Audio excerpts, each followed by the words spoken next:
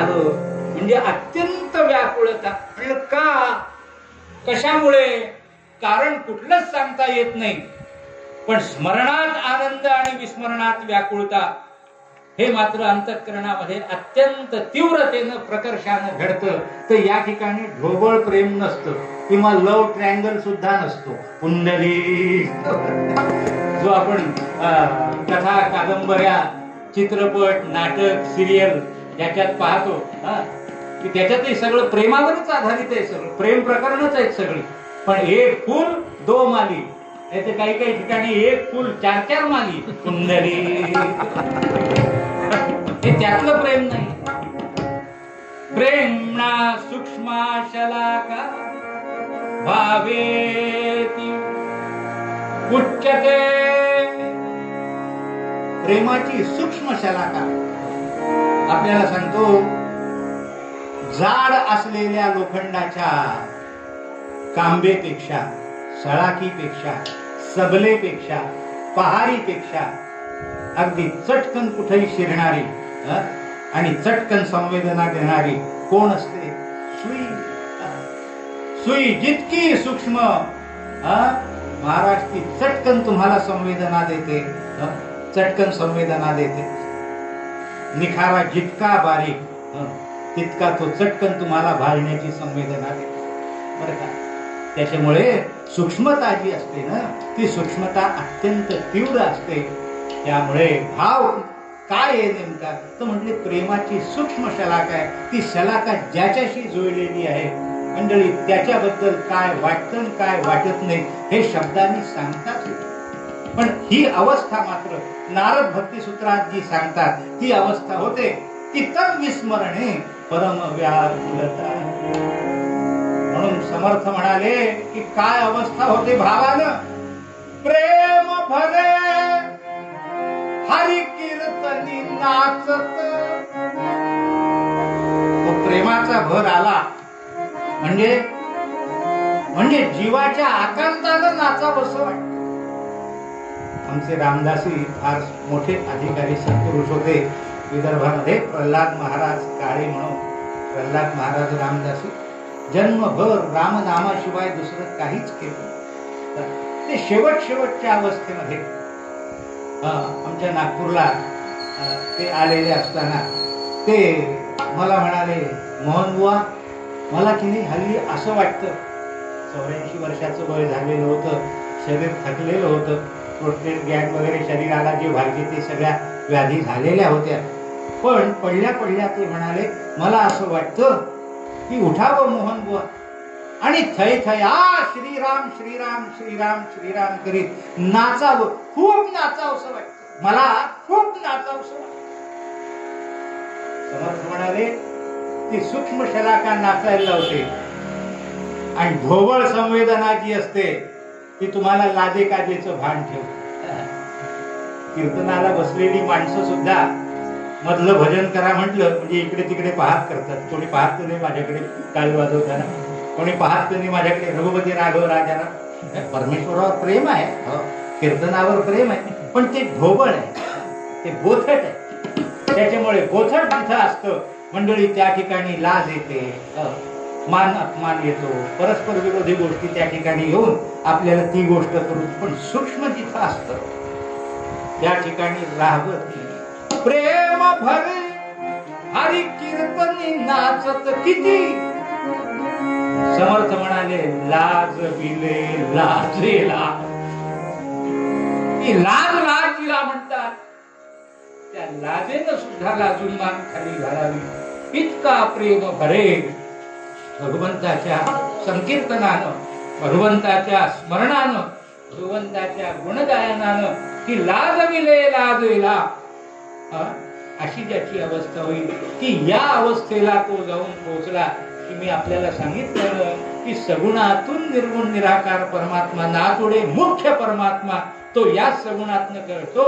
ते समर्थाने अगदी स्पष्ट स्मरणाने सांगितलं की या भावानं, या भावामध्ये जो रंगला तो रामी, या भावानं त्या रामरायाच्या ठिकाणी जो रंगला तो इतका रंगतो महाराज की रामी दासपणाचा आठव सहजी सहज मुरादा, की तिथे तो राम आहे आणि मी त्याचा दास आहे, तो देव आहे मी भक्त आहे, ते माझं उपास्य आहे मी त्याचा उपासक आहे, तो माझं प्राप्य आहे मी प्राप्त करता आहे, तो माझं शरण्य आहे आणि मी त्याचा शरणागत आहे.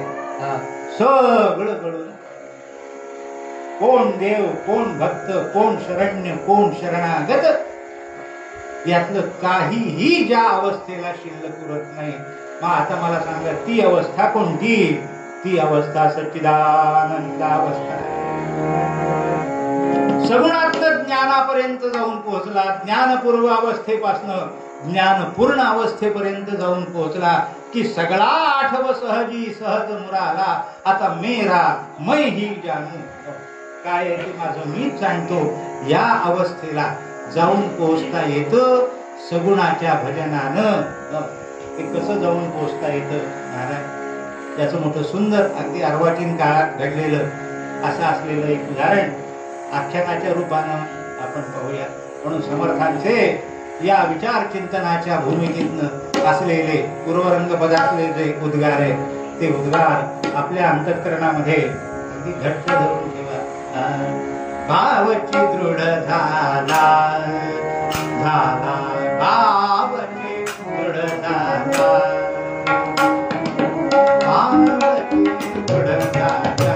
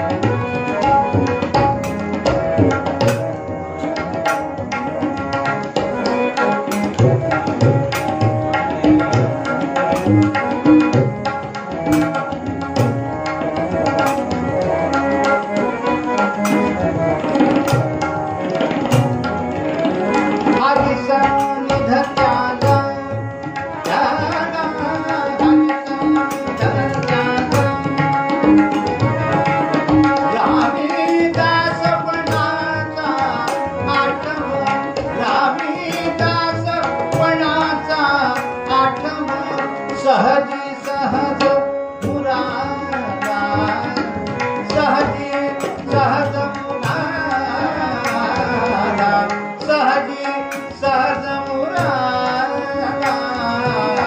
भावची दृढ झाला,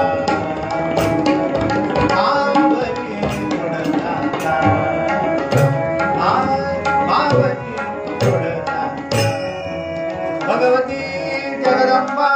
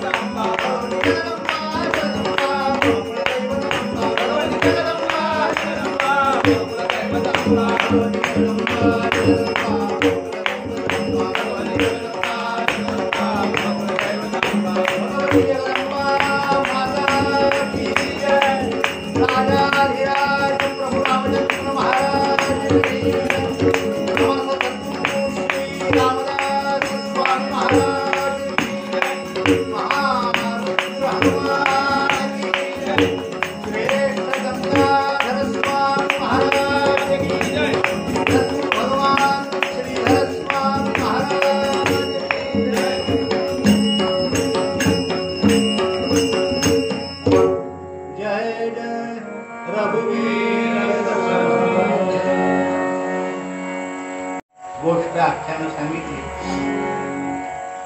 की त्या गोष्टीच्या भोवती गूढतेचं वलय असतं.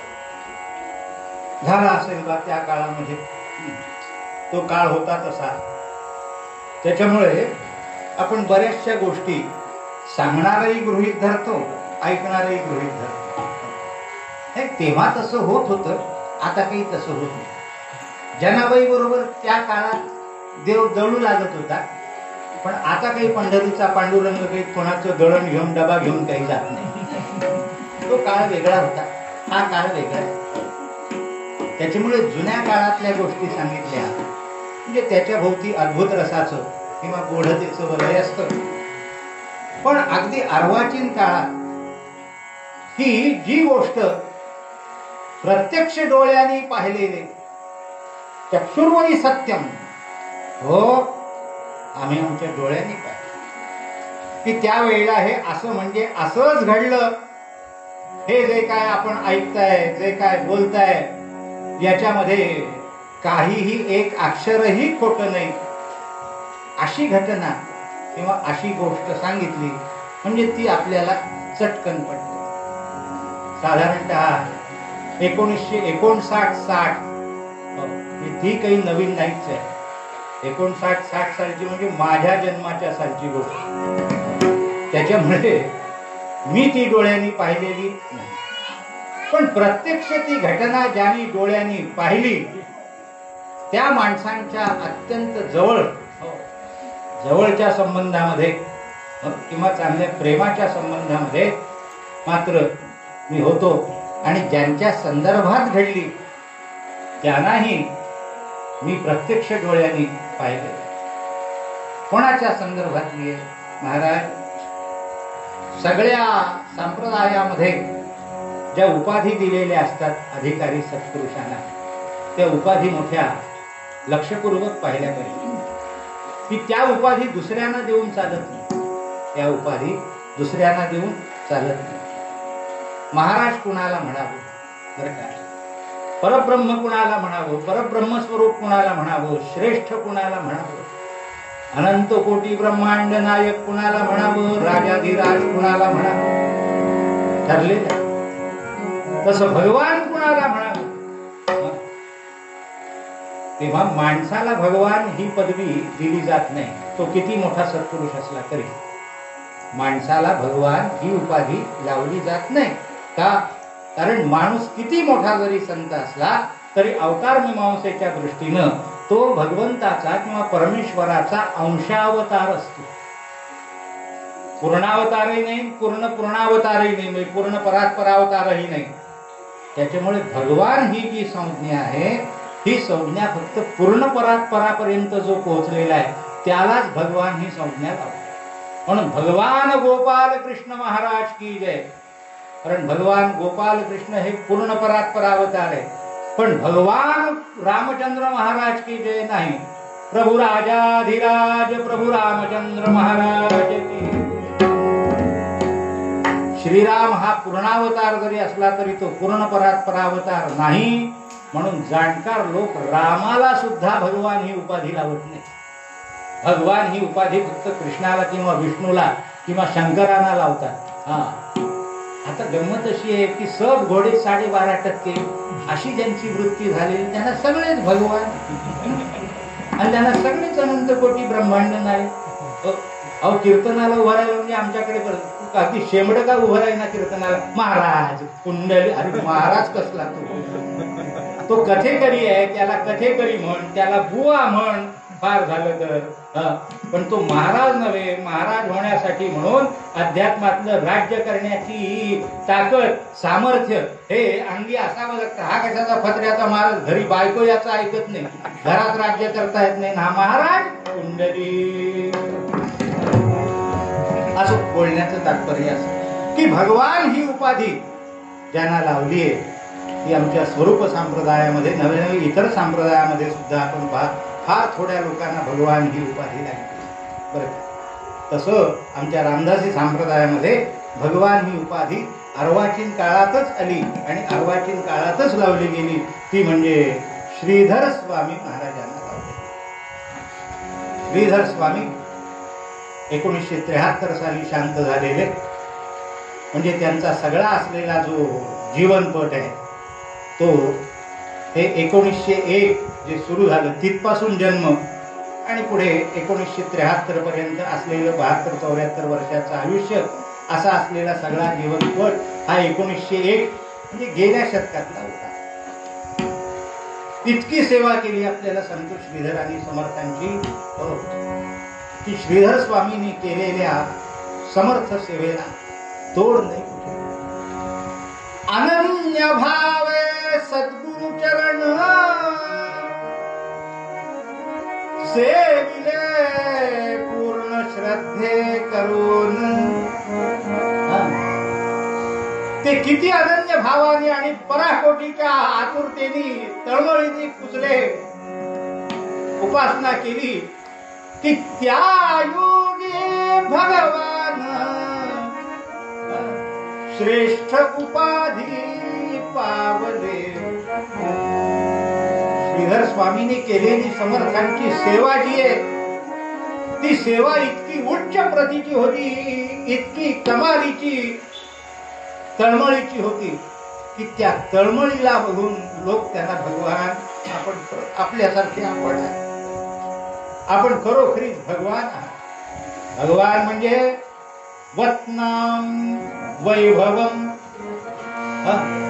वत याचा अर्थ वैभव, वत याचा अर्थ समृद्धी.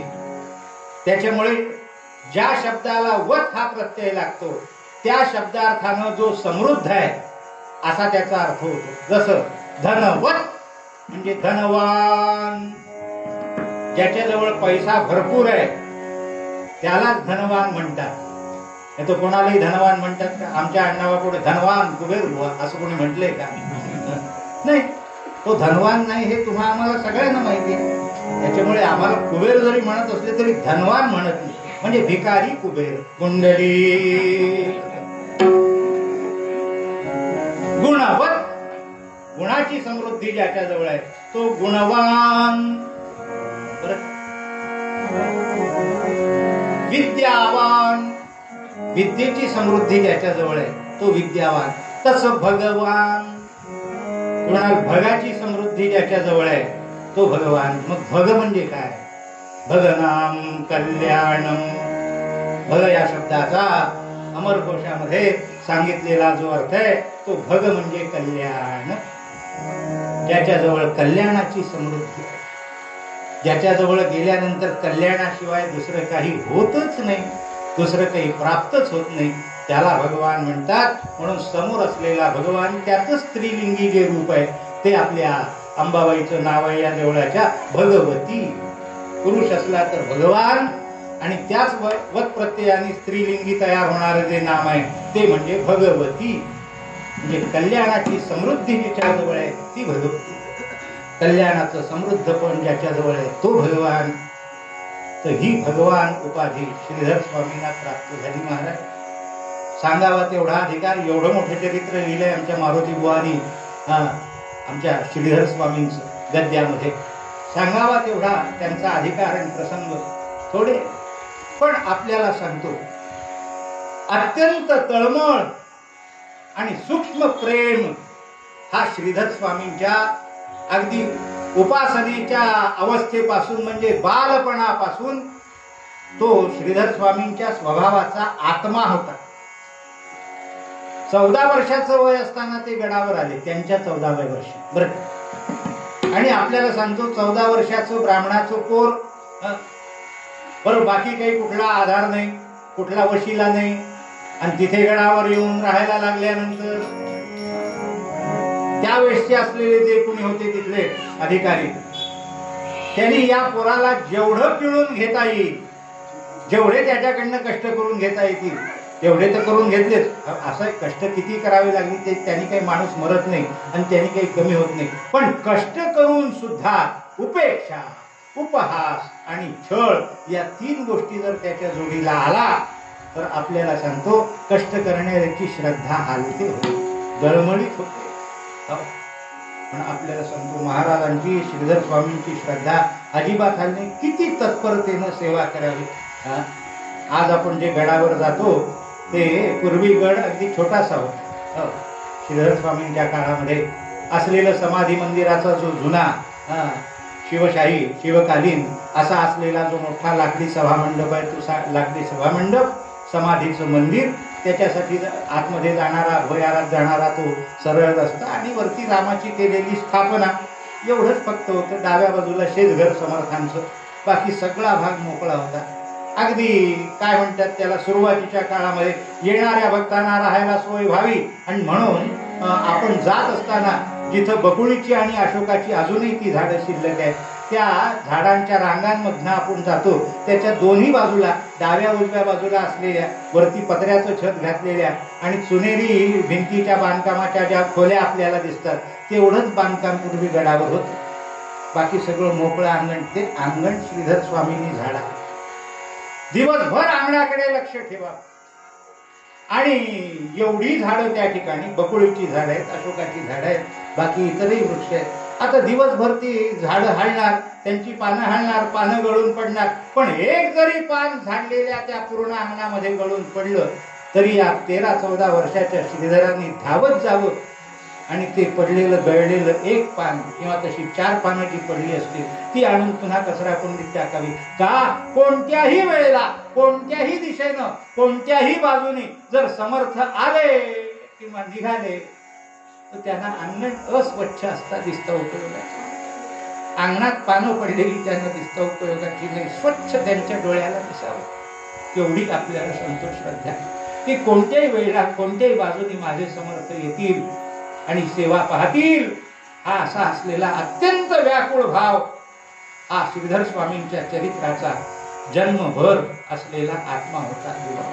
अशी ही श्रीधर स्वामींची स्वामी.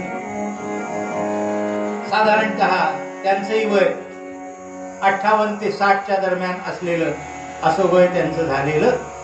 आणि त्यांना असं वाटलं की आपण यात्रा करावी. आता त्या यात्रेला काहीतरी प्रयोजन पाहिजे. मग यात्रा कोणती करावी? शक्तिपीठे जी असती ख्याता, शक्तिपीठे असती ख्याता, शक्तिपीठे जगज्जननी राहतसे, जगज्जननी राहतसे, जाऊन तेथे भेटी घ्यावी, जाऊन तेथे भेटी घ्यावी, हेच पिसे लागतसे हृदया, हेच पिसे लागतसे हृदया, म्हणून प्रस्थान,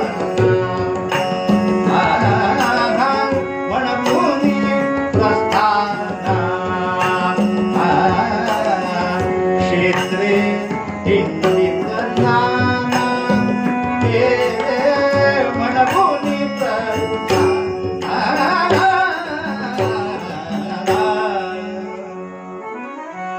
पंढरपूरला आलेले असताना दर्शनात त्यांना स्फुरण तिथे पंढरपुरात पांडुरंगाचं दर्शन घेतलं आणि काय वाटलं देवतांनी.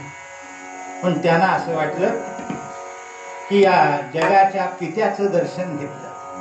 या महाराष्ट्रामध्ये ती जगाची आई भगवती रुक्मिणी ही महापीठ करून राहिलेली. 1 नव्हे 2 नव्हे 3.5 पीठ आहेत ती. त्या 3.5 पीठांचं, शक्तिपीठांचं आपण दर्शन घ्यावं म्हणून कुठे कुठे कोल्हापूर, तुळजापूर, माहूर, आणि सप्तशृंगी. सप्तशृंगी हे अर्धपीठ. बाकीची असलेली 3 पीठं जी आहेत, कोल्हापूर, तुळजापूर आणि माहूर, ही पूर्ण पीठ. तेव्हा या ठिकाणी आपण दर्शनाला जावं. आता तो काळ साधारणतः 58-60चा जो काळ होता तो काही फार महाग असलेला नाही. त्या काळामध्ये प्रवासाची साधनं वाढलेली होती. एसटी सुरू झाली होती केव्हाच. मोटार गाड्या किंवा लक्झरी बसेस ज्याला आपण म्हणतो तशा मोटार गाड्या 50 सीटर 35 सीटर या गाड्या त्यावेळेला प्रवासाला मिळत असत. पंढरपूरला जेव्हा यांना असं वाटलं आणि त्यांनी सांगितलं चला आपण शक्तिपीठाची यात्रा करूया, त्यावेळेला भक्तजन आले. साकडं घालायला बरीच जवळची माणसं आली. महाराज आम्ही येतो, महाराज आम्ही येतो, महाराज आम्ही येतो. चला म्हणते आपल्याला किती काळ लागेल, फार काळ राहायचं नाही कुठे, दर्शन घ्यायची. काय तिथला कुळाचार असेल तो क्षेत्रावर जाऊन जे क्षेत्राचरण करायचं असतं ते क्षेत्राचरण करायचं आणि पुढे जायचं. चला आपल्याला सांगतो 50 सीटर 2 बसेस भरल्या. म्हणजे जवळजवळ 100 माणसं महाराजांच्या बरोबर. महाराजांची शिष्यमंडळी श्रीधर स्वामींची ही सगळी बाकीची काही प्रेमी असलेली, तर महाराजांच्या प्रत्यक्ष अनुग्रहित असलेल्या कराडला पुढे श्रीधर मठ करून ज्या राहिल्या अशा श्रीधर स्वामींच्या परमशिष्या लीलाताई पुजारी नावाच्या.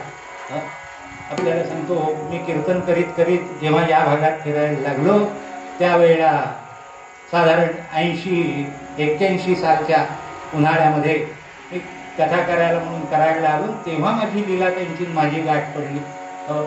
मी सुद्धा गडावरच्या दारातलं असलेलं एक बेवारस श्वान आहे. त्याच्यामुळे त्याही रामदासी, मी रामदासी, त्या श्रीधर स्वामींच्या अनुग्रही. त्याच्यामुळे माझ्यापेक्षा वयानं कितीतरी मोठ्या असलेल्या पण लीलाताईंशी खूप चांगला स्नेह जोडला. त्यांनी मला ठेवून घेतलं स्वतःकडे आणि 15 दिवस करायला कीर्तन होते. त्याच्यात लाभ मला असा झाला की लीलाताई श्रीधर स्वामींच्या जवळ असल्यामुळे श्रीधर स्वामींच्या त्यांच्या चरित्रामध्ये न लिहिल्या गेलेल्या किंवा उल्लेख केल्या गेलेल्या पण लीलाताईंनी प्रत्यक्ष अनुभवलेल्या आणि डोळ्यांनी पाहिलेल्या अशा बारीक सारीक असलेल्या खूप आठवणी लीलाताईंच्या जवळ राहिल्यामुळे मला ऐकायला मिळाल्या. त्यातलीच एक असलेली ही आठवण मारुती बुवांनी लिहिलेल्या चरित्रात नुसते ते दर्शनाला जाऊन आले 3.5 पीठांच्या एवढा उल्लेख, साधारणतः एक पॅरेग्राफ 7-8 ओळी एवढा उल्लेख मारुती बुवांनी केलाय, पण त्याचा तपशील जो आहे तो तपशील मात्र मला लीलाताईंकडनं ऐकायला. सगळ्यात पहिले पंढरपूर पासून तुळजापूर. आणि तुळजापूर तसं आपल्या रामदासी लोकांना जवळच, म्हणजे सगळेच असलेली ठिकाणं जवळची आणि स्नेहाची असतात, पण काही काही गोष्टींशी नाळ जुळलेली असते. काही काही गोष्टींशी नाळ जुळलेली असते. त्याच्यामुळे त्याकडे ओढा. तुळजापूर रामदासी मंडळींना असलेलं अत्यंत जवळचं जिव्हाळ्याचं असलेलं शक्तिपीठ. का?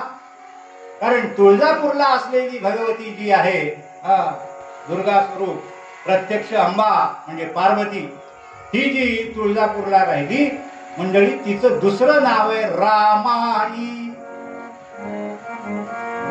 रामाच्या बायकोचं रूप घेऊन रामाची परीक्षा पाहायला आली, पण रामानं तिला ओळखल्यानंतर मग मात्र बायकोचं रूप घेऊन आली, पण आई होऊन राहिली.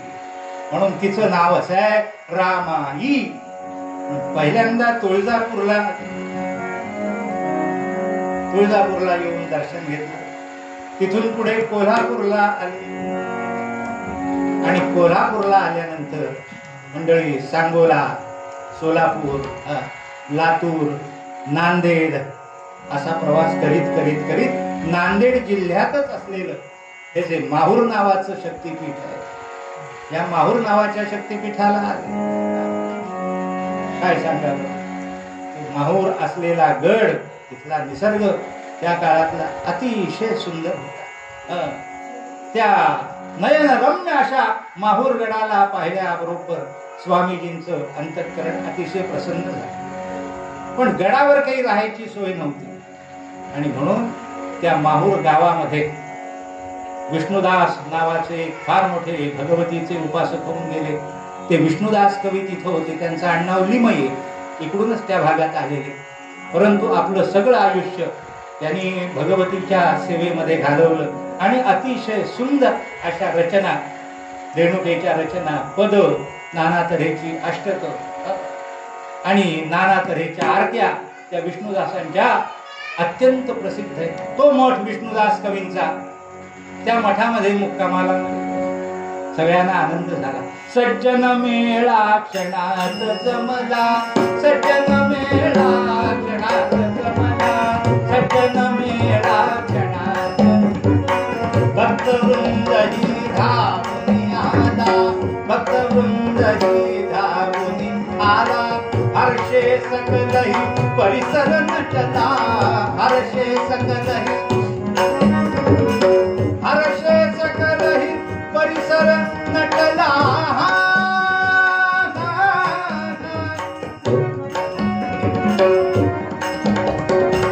हर्षे सकलही परिसर नटला. सत्संगाला, सत्संगाला जन लोक धावून आला, सत्संगाला जन लोक धावून आला, सत्संगाला लोक धावून आला. माहूर, यवतमाळ, नांदेड, किनवट ही आजूबाजूला असलेली जी गाव आहेत, त्या लोकांना जेव्हा कळलं की श्रीधर स्वामी माहूरला आले, म्हणून महाराजांची असलेली जी प्रेमी मंडळी होती ती सगळी मंडळी माहूरला आली. अगदी मोठा आनंदी आनंद त्या ठिकाणी झाला. आणि दर्शनाला म्हणून माहूर गडावर श्रीधर स्वामींची स्वारी केली. तिथे जावं, तिथं काय पद्धत आहे ती विचारावी. बरं, माहूरला असलेली जी सगळी आतली अधिकार जो आहे सगळा तो भोप्यांचा, भोप्यांचा. मग ब्राह्मणांनी काय करायचं? ब्राह्मणांनी फक्त बाहेर बसून सुक्त म्हणून अभिषेक करायचा. प्रत्यक्ष उपचार ब्राह्मणांना करण्याचा अधिकार पूर्वापार नाही. जो काय देवीचा शृंगार करायचा असेल तो भोप्यांनी म्हणजे मराठ्यांनी करायचा. ब्राह्मणांनी बाहेर बसून सगळं विधान सांगायचं, पण ब्राह्मणाला आतमध्ये प्रवेश नाही. लोक फार ओरडतात, तुम्हाला सांगतो तर असंही देऊळ आहे कुंडली, त्या रेणुकेच्या गाभाऱ्यामध्ये ब्राह्मणाला प्रवेश नाही. मराठ्यांनीच प्रवेश करायचा, मराठ्यांनीच सगळे उपचार, त्यांना भोपे असं म्हणतात. तेव्हा महाराज आले आणि त्यांनी दर्शन घेतलं. आहा, ध्यायेन नित्यम पूर्ववेश ललितां कंदर्प लावण्यतां देवी देवगणैरुपास्य चरणां कारुण्य रत्नाकरां लीला विग्रहिणीं विराजित भुजां सच्चंद्रहासादिभिः भक्तानंद विधायिनीं प्रमुदितां नित्योत्सवां रेणुकां भगवती रेणुका माता. दर्शन घे.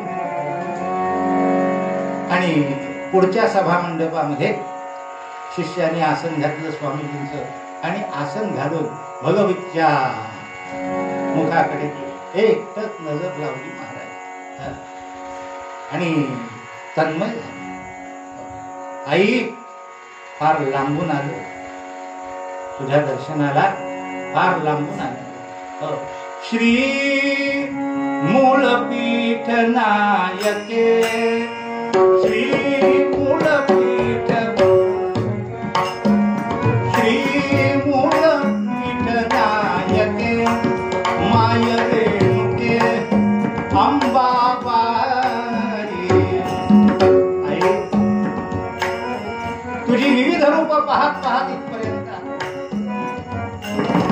आपल्याला सांगतो. जसं मी तुळजापूर हे रामदासी लोकांना जरा अधिक जिव्हाळ्याचं ठिकाण म्हणून सांगितलं, तसं माहूर हे स्वामीजींना अधिक जिव्हाळ्याचं ठिकाण असण्याचं कारण दुसरं एक कारण सांगतो. संन्यास घेतल्यानंतर श्रीधर स्वामींची बाकी सगळी उपाधी गळून पडली, पण संन्यास घेण्यापूर्वी महाराज ज्या पत्की घराण्याचे वंशज होते, महाराजांचं पूर्वाश्रमींचं आडनाव पत्की. हैदराबाद जवळ असलेल्या एका लहानशा तेलंगणातल्या खेड्यातलं हे कुटुंब पत्की कुटुंब. त्या पत्की कुटुंबाचं म्हणजे पूर्वाश्रमीचं जे यांचं घराणं होतं, त्या घराण्याचं कुलदैवत रेणुका माहूर हे त्यांचं पत्की घराण्याचं असलेलं कुलदैवत. आणि खरं सांगू का तुम्हाला, माणसाने सगळं जरी सोडलं तरी त्याचं जे मूळ असतं ते मूळ तुटत नाही. त्या मुळाची गाठ जी आहे ती पिंडाशी घातलेली असते. आपण किती म्हणतो हा असा का, हा असा का, अरे त्याचा पिंडच तसा.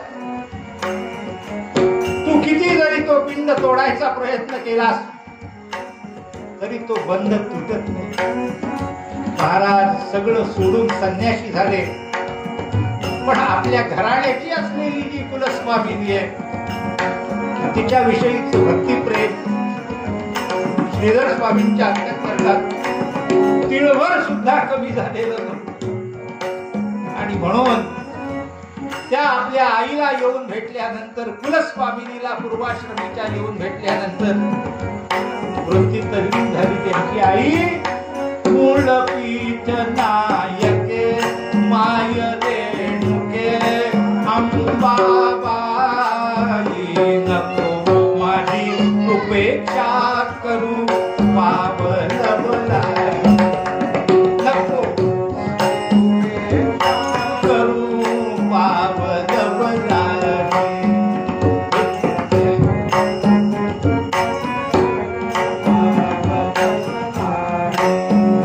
हे गौरी नारायणी विश्वस्वामिनी सगुण रूप खाणी, हे भार्गव जननी मला पाव निर्वाणी, मला पाव निर्वाणी. कल्पना सगळं पण म्हणत नाही, महत्वाचं डब्याने म्हणतो. आजी कल्पना फिरवी गर गर, सर्व संघ परित्याग केलेला जसं समर्थानं म्हणावं शुका सारिखे पूर्ण वैराग्य याचे मंडळी, तसं आमच्या श्रीधर स्वामींना सुद्धा म्हणावं शुका सारिखे पूर्ण वैराग्य याचे. महाराज म्हणाले, माय काय देह, काय उपाधी, काय माया तुझी. मी त्या मायेनं कल्पना फिरवी गर गर, समूळची घर बुडवायाची, दुर्लभ नरतनु आता जाती वाया, दुर्लभ नरतनु आता जाती वाया. शिर झाले पांढरे फटक, अगं शिर झाले पांढरे फटक, लागली चटक अधिक विषयाची, कशी होईल मजला भेट तुझ्या पायाची, कशी होईल मजला भेट तुझ्या पाय. मोठ्या आशेने आलो माय, मला माहिती मी कसाही जरी असलो तरी तुझ्याजवळ माझी उपेक्षा व्हायची, म्हणून मोठ्या आशेनं आलोय. कोणती आशा? तू देणार नाहीस हाणून, अगं तू देणार नाहीस हाणून, आलो मी म्हणून तुझ्या या गावी, म्हणे विष्णुदास ही कीर्ती जगामध्ये का, म्हणे विष्णुदास ही कीर्ती जगामध्ये. एक तान एक भावानं त्या भगवतीचं समोर बसलेले असताना स्वतःच्या अंतःकरणानं तिच्याशी हा संवाद चाललेला आहे. कितीतरी वेळ त्या भावावस्थेत श्रीधर स्वामी बसले होते. ती भावावस्था जरा उतरल्यानंतर मंदिराच्या बाहेर आणि तिथले जे मुख्य भोके होते त्याला विनंती केली, ते म्हणाले, मी आलोय या ठिकाणी, दर्शन झालं, पण माझी इच्छा अशी की भगवतीचं पूजन मी करा. ते म्हणाले, नाही महाराज, इथं कोणी जरी राष्ट्रपती येऊ, पंतप्रधान येऊ, नाही तर शंकराचार्य येऊ, इथं गाभाऱ्यामध्ये आमच्याशिवाय दुसऱ्या कुणालाही प्रवेश नाही. स्वामी म्हणाले की बाकीचे सोडा, शंकराचार्य सोडा, पंतप्रधान सोडा, राष्ट्रपती सोडा, मी त्या अधिकारानं इथे आलेलोच नाही. मी तिचं लेकरू म्हणून आलो, तेव्हा मला तिच्या जवळ जायचंय, माझं कोड पुरवून घ्यायचंय. माझा लोप करून तुका म्हणे, आम्ही केली जे लढी बाळी आणि पुरवावी आळी माय बापे. तेव्हा मला तिच्या जवळ जाऊ द्या, मला माझ्या हाताने तिचं पूजन करायचंय, ते करू द्या.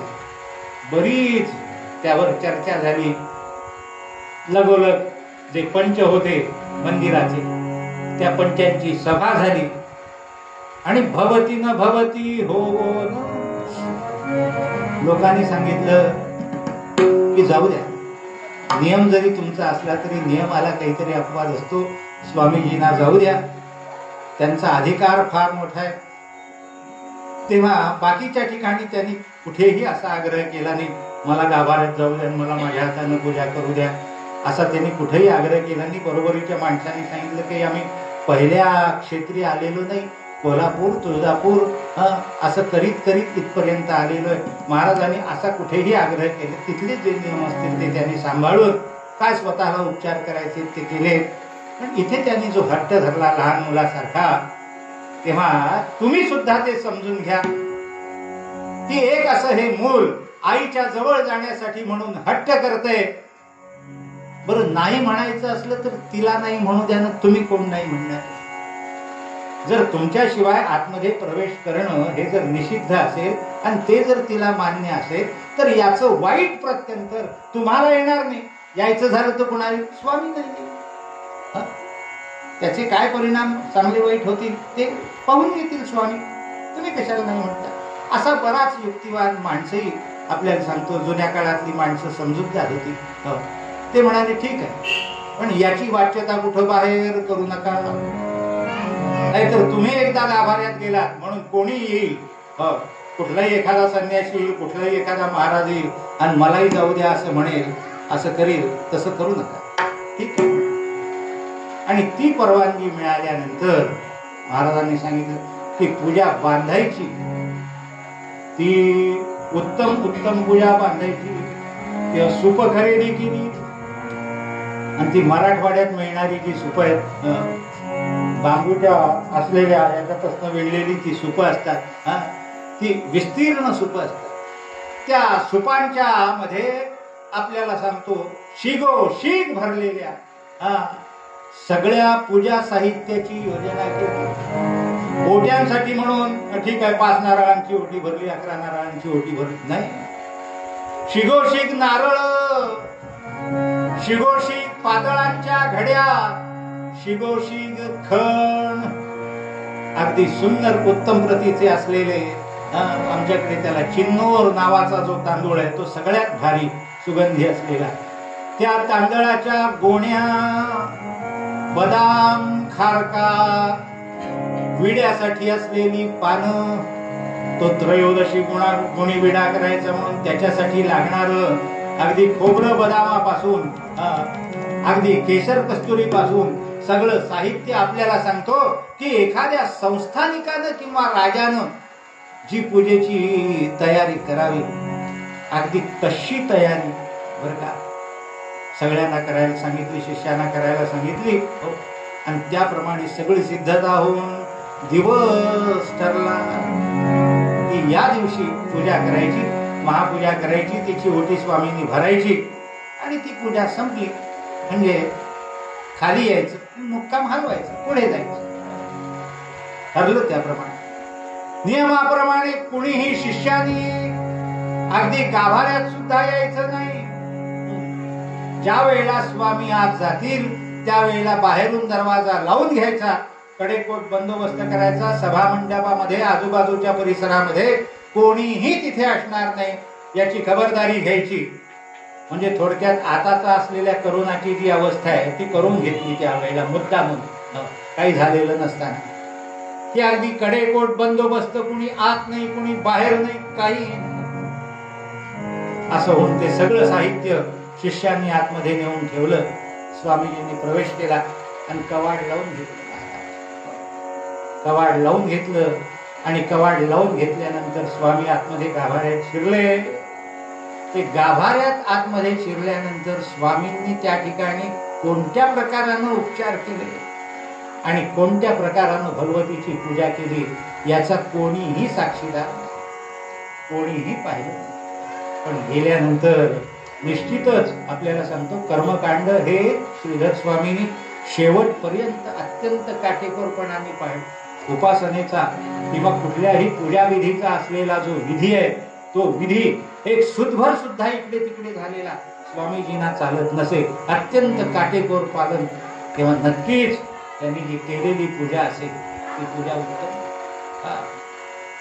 आणि ती पूजा केल्यानंतर महाराज पुढे लोकांना जो अनुभव आला, ती लांब उभ्या असलेल्या माणसांना मोठमोठाले हुंकार ऐकायला यायला लागले. ज्यांनी प्रार्थना केली, आपल्याला सांगतो त्या प्रतिमेमध्ये असलेलं जे चैतन्य आहे ते शक्तीपीठ आहे. प्रतिमा रूपानी, मूर्ती रूपानी जरी तुम्हाला तुळजापूरची मूर्ती, कोल्हापूरची मूर्ती, माहूरचा तांदळा हे आपण म्हणायच्या पद्धतीत, कारण आपल्याला त्यात असलेली देवी दिसतच नाही. आपल्याला तांदळा दागिने ना गो बाई आज हिऱ्याचा हार घातला वाटतं, एवढंच आपलं देवदर्शन तेवढ्यापुरतच मर्यादित.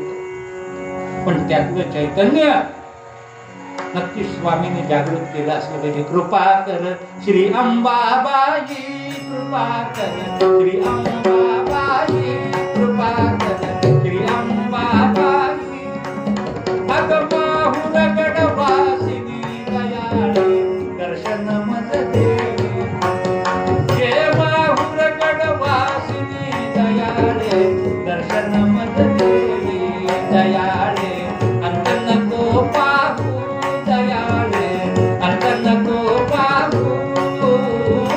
गेलव करी कधी करुणा मजवरी, निष्ठुर नको होऊ. सोसेना हृदयात नाही, सोसेना. आई तुझ्या दर्शनाला हो, प्रगट हो. प्रगट हो म्हटल्यानंतर स्वामींचं बोलणं आणि तिचे हुंकार हे लांब बसलेल्या लोकांना आतून ऐकायला येतो. संवाद दोघांचा चाललाय हे बाहेर असलेल्या लोकांना कळत होतं. महाराज कितीतरी वेळ, थोड्या वेळासाठी परवानगी देऊन यांना आत गाभाऱ्यात सोडलेलं, पण जवळजवळ लीलाताई सांगत होत्या 4.5 ते 5 तास. सकाळी 9-9:30च्या दरम्यान स्वामी ते गाभाऱ्यात गेले. ती दुपारी 1:30-1:45च्या दरम्यान स्वामीजींची स्वारी बाहेर आली.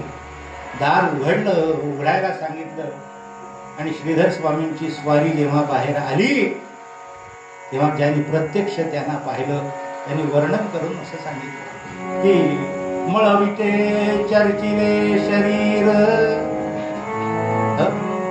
जसं एखाद्या आईनं लेकराला जवळ घेतल्यानंतर तिच्या अंगावर जे असेल, तिच्या कपाळी जे असेल, त्या लेकराच्या अंगाला जसं चिकटतं तसं त्या भगवतीच्या मस्तकावर असलेला जो मळवट आहे तो स्वामींच्या छातीला सगळीकडे लागलेला दिसला.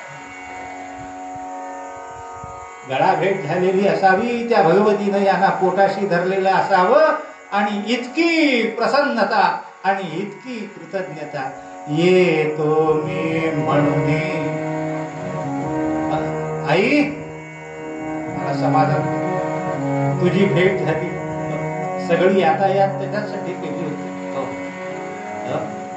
सगळ्या उपाधी सोडल्या, नवे नवे आणि उपाधी सुटलेल्या असूनही पुन्हा एक देह उपाधी धारण केलीच. मी जीव झालो बर का, जीव होऊन वास्तविक मुळात जीवनमुक्त असलेला मी, पण मी जीव झालो पहावयास्तव तुझी या रूपास. जीवनमुक्त जरी असलो तरी मी आपल्याला सांगितलं ना की सगुणात आनंद आहे. तो सुटत नाही. त्या लोभानं जीव होऊन मी इथपर्यंत आलो. संन्यासी झालो, संन्यासी झालो, पण संन्यासाला कुठलाही विधी निषेध असत नाही यातला. पण तरी सुद्धा तुझ्याशी लढीवाळी करावी, तुझ्याजवळ येऊन हट्ट करावा म्हणून माझा संन्यास विसरलो, सगळं विसरलो आणि तुझ्यापर्यंत आलो. पण माय तृप्त केले त्वा मज दिवाला, तृप्त केले त्वा. आता मला निरोप दे, आता मला निरोप दे. म्हणून दारातून बाहेर आल्यानंतर स्वामींनी साष्टांग नमस्कार केला. सगळं ते साहित्य होतं आपल्याला सांगतो, ती सुप सगळी रिकामी होती. तांदळाने ती ओटी भरली. त्या तांदळाच्या सुपांमध्ये जी ओटी भरली गेली त्या पात्रातनं ते पात्र रिकामं पाठवायचं नसतं. म्हणून त्या 5 सुपांमध्ये ओंजळ ओंजळ तांदूळ रंगानं लाल झालेले, कुंकवानं रंगवल्यासारखे एवढे फक्त त्या सुपांना परत आले. ते सगळं साहित्य घेऊन शिष्यमंडळी पुढे निघाली आणि स्वामीजी नमस्कार करून सभामंडपातनं बाहेर पडले. सभामंडपातनं बाहेर पडताना दक्षिणेकडे तोंड करून बाहेर पडावं लागतं, पूर्वेकडे तोंड करून डावीकडे वळावं लागतं आणि मग गड खाली उतरायचा मार्ग. स्वामीजी निघाले, बाहेर आले, दक्षिणेकडे तोंड करून पुन्हा मागे वळले आणि पुन्हा साष्टांग नमस्कार. आई तृप्त केले जीवा देवी आता, देवी आता मज देवी आता मज आता देवी आता मज क्षेम लागले. पायावर डोकं ठेवून कपाळ घासावं तसं केलं. एखाद्या पावलांना घट्ट मिठी मारावी तसं केलं. पुन्हा वाकून नमस्कार केला, पुन्हा उठून चालायला लागले. 4 पावलं चालले, डावीकडे वळले. आता पायऱ्या सुरू होणार गडाच्या. त्या पहिली पायरी उतरल्यानंतर पुन्हा मागे वळून, पुन्हा मागे वळून पाहिल्यानंतर पुन्हा तसा साष्टांग नमस्कार केला, तसंच कपाळ घासलं, तशीच पायाला मिठी मारली. लोक म्हणाले असं का करते? लोकांना काहीच दिसेना, लोकांना काहीच दिसेना. पण पुढं त्याचा प्रत्यय आला की असं स्वामी का करत होते. श्रीधर स्वामींची स्वारी गाभाऱ्यातनं बाहेर पडल्यानंतर प्रत्यक्ष ती भगवती रेणुका ती त्यांच्या मागं आणि म्हणून यांनी मागे वळून पाहिल्यानंतर तिनं थांबावं. थांबल्यानंतर यांनी पुन्हा साष्टांग नमस्कार करावा, पुन्हा पावलांना क्षेम द्यावं, पावलांना मिठी मारावं, नमस्कार करून सांगावं जा आता निरोप झाला, इथपर्यंत सोडायला आलीस तू गाभाऱ्याच्या बाहेर, आता याच्या पलीकडे मला सोडायला येऊ नकोस असं सांगा. तो पायऱ्या उतरायला लागले तरी पुन्हा तसंच. काही पायऱ्या उतरून आले महाराज आणि सपाट भागावर तिथं आल्यानंतर पुन्हा तसाच नमस्कार घातला आणि पुन्हा हात जोडून हाताने पुढे सांगितले जा जा म्हणती परतून. आई माझ्या मागे येऊ जा, जा जा म्हणती परतून येऊ नको भक्त बोल लावती. माझ्या मागे मागे जर आले आणि तुझं पीठ ते रिकामं जर सोडलंस तर यानंतर येणारी माणसं म्हणतील हा जोगड्या या ठिकाणी आला आणि आमचं दैवत घेऊन गेला, माझ्या मागे कुठे येणार? काय रे माझजवळ तू सतत माझ्या पाठीशी असावं, माझ्या मागे यावं. हो मला तुझी कायमची सेवा करता येणार नाही. आई तुझ्या दर्शनानं घडलेल्या सेवेनं मी संतुष्ट आहे, तेव्हा तू जा परत. सगळ्या गडाच्या पायऱ्या उतरून झाल्या आणि त्यावेळेला पाऊल वाट होती महाराज गड उतरून खाली यायची. त्या पाऊल वाटेनं चालायला लागली मातृतीर्थाच्या दिशेनं. फरलांभर अंतर गेलं म्हणजे यांनी थांबावं, पुन्हा नमस्कार घालावा, पुन्हा तिला परत जा म्हणावं, पुन्हा विनवणी करावी, डोळ्यातनं पाणी काढावं, पुन्हा चालायला लागावं, पुन्हा काही असं करीत करीत करीत मातृतीर्थ ओलांडून आज MSEBचं म्हणजे महाराष्ट्र वीज मंडळाचं एक छोटंसं असलेलं पॉवर हाऊस आहे.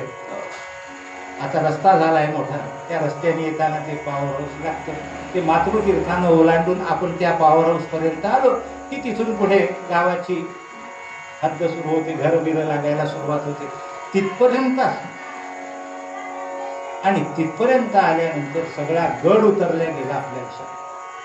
जो माहूरगड म्हणतात तो त्या ठिकाणी संपतो, त्याचा पायथा येतो. तिथून आता गाव सुरू होतं बसलेलं. तिथपर्यंत येऊन पुन्हा त्या माळावर पुन्हा नमस्कार आणि पुन्हा नमस्कार घालून काकुळतीला येऊन सांगितलं, आई आता माझ्या बरोबर, आता माझ्या मागे. आता हे जे सगळं चाललेलं किती वेळ लागला. लीलाताई म्हणाल्या, अगदी सावकाश चालीनं जरी आलं तरी मंदिरातून निघाल्यापासून आम्ही जिथं लिमयांच्या म्हणजे विष्णू कवींच्या मठात थांबलो होतो तिथपर्यंत यायला मोठंच झालं तर तास सव्वा तास पुरेसा झाला. अगदी सावकाश जरी आलं पाऊल वाटेनं गड उतरून, एवढं काही मोठं असं कठीण नाहीच आहे ते. पण संध्याकाळ व्हायला आली आणि त्या स्थानापर्यंत मावळतीला उन्ह गेली. 1:30-2 वाजता गडावरून बाहेर पडलेले सांजचा 5:30 पावणे 6 सुमार झाला. संध्याकाळ व्हायला आली आणि संध्याकाळच्या वेळेला त्या ठिकाणावर त्यांनी साष्टांग नमस्कार घातला. लोक म्हणाले, स्वामी विमनस्क झाले. कोणी म्हणाले ते भावावस्थेत असल्यामुळे असे चाळे करताय. आता त्यात काही सगळेच जण श्रद्धावान नसतात. लोक म्हणाले सगळी नाटक आहेत, सगळी नाटक आहेत. यांच्या बरोबर काय तर म्हणे भगवती यांच्या मागे मागे जा जा म्हणती परतुनी. तिला जा जा म्हणते, खरंच ती यांच्या मागे येते. पाहिलीये कुणी? आपल्याला दिसतेय का?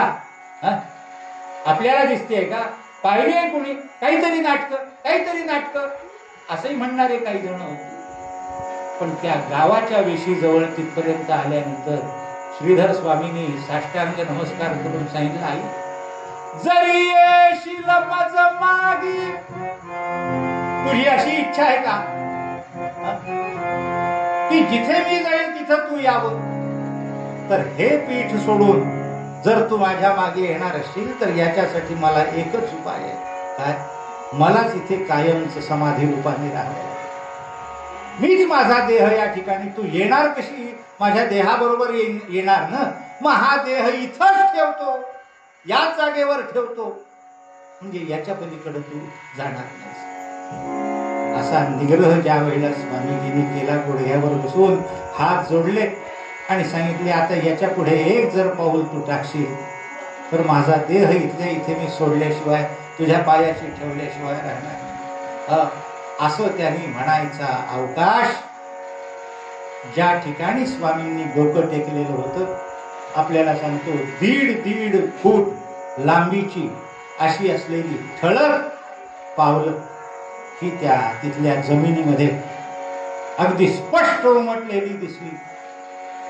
आणि मग श्रीधर स्वामींनी वर पाहिल्यानंतर त्यांच्या लक्षात आलं की इथपर्यंत येऊन ती परत चाललेली आहे. आणि म्हणून त्या ठिकाणी जी पावलं उमटली त्या पावलांचं पुन्हा कुंकुमार्चन केलं. ती पावलं हळदी कुंकवाने भरली, त्याचं पूजन केलं. हो, ते दिव्य पूजन करून मग श्रीधर स्वामींची स्वारी परत लिमयांच्या म्हणजे विष्णू कवींच्या मठामध्ये परत आली. जेव्हा ती पावलं सगळ्यांनी उमटलेली पाहिली त्यावेळेला बरोबरीचे जे श्रद्धावान होते त्यांची अंतःकरणं भरून आली, डोळे घळघळा व्हायला लागले की आम्हाला प्रत्यक्ष तिच्या रूपाचं नाही पण निदान तिच्या पावलांचं दर्शन झालं. म्हणून ती माणसं कृतकृत्य झाली. आणि हे काहीतरी नाटक करतायत असं म्हणणारे जे पाखंडी होते मंडळी, ती पावलं उमटलेली पाहिल्याबरोबर ही पावलं कोणाची? आता संशोधनाचा विषय तुमचा, तुम्ही सिद्ध करा ही पावलं कोणाची. तेव्हा त्यांचीही तोंड बंद झाली आणि श्रीधर स्वामींच्या अंतःकरणात असलेल्या त्या रेणुका भक्तीचं असलेलं प्रत्यंत महाराजांना दर्शनाने भेटीने आलं असेल त्यांचं ते जाणे, पण तुमच्या माझ्यासारखे जे सर्वसामान्य लोक आहेत यांना प्रत्यय एकच आला की अंतःकरणाच्या ठिकाणी असलेला जर दृढ भाव असेल, पक्का भाव असेल तर हरिसन्निध त्याला, तर परमात्मा त्याच्या जवळ आहे, भगवान त्याच्या जवळ आहे. प्रतिमेनं जरी पूजन केलेलं असलं तरी त्या प्रतिमेच्या ठिकाणी असलेली जी शक्ती आहे, जो ईश्वरांश आहे, तो ईश्वरांश सतत त्याच्या बरोबर आहे. म्हणून आपल्याला सांगतो की भगवंताचं दर्शन भावात आहे. ते भावात असलेलं दर्शन कसं असतं याची ही घटना अगदी आता 60 वर्षापूर्वी घडलेली ही घटना मी आपल्याला सांगितली. याच्यावरून मला सांगा, समर्थांचे उद्गार बरोबर आहेत का चुकीचे? भावची दृढ झाला झाला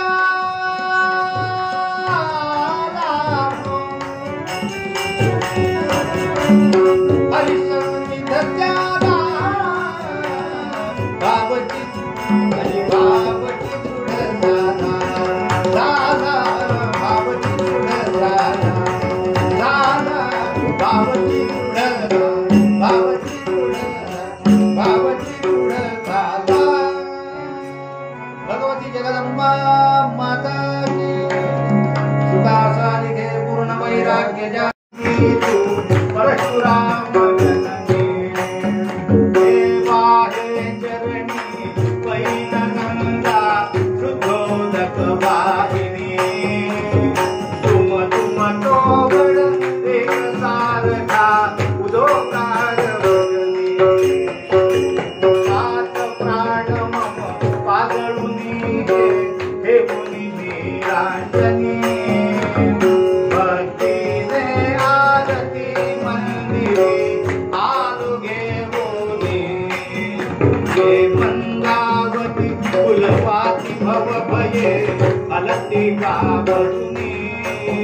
ज्योत वाढवी स्नेहाची तू कारवरी धरुणी माय रेणुके अंबाबाई करीत से विनवणी दिनने करू तुझ पावन सडकरी दामिनी मूळ पीठ नायके सर्वरी देवच मूळ धाडुनी गावन से हा बराये गुणे नेमत तव चरणी मळवटले पण तुझेच चिंतन मूर्ती तव नयनी आदि माय तू तुझीच माया पसरे या भुवनी हे सत्य रूप तव मदला दारुणी भवबाधा नाशुनी विकास करवी धणी मुक्ती रे जीवन फळवोनी